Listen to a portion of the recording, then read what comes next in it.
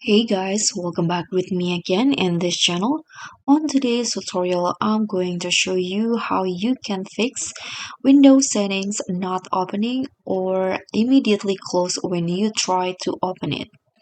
So if you want to open the Windows setting but then you cannot do that because it's just not working, you can try to fix it using these steps.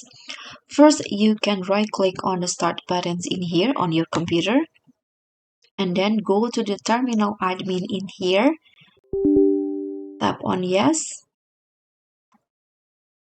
and then this Windows PowerShell will be open. Now you can just copy this codes right here.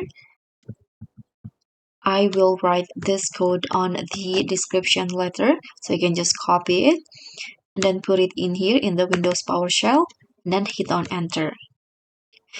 And after that, you can just close this and then restart your computer.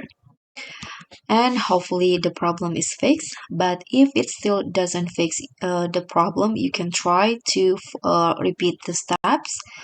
Go to right click on start, go to the terminal admin, tap on yes, and now you can copy the second code, this one's right here, if you are using a Windows 11. But if you are using Windows 10, you can copy the last code.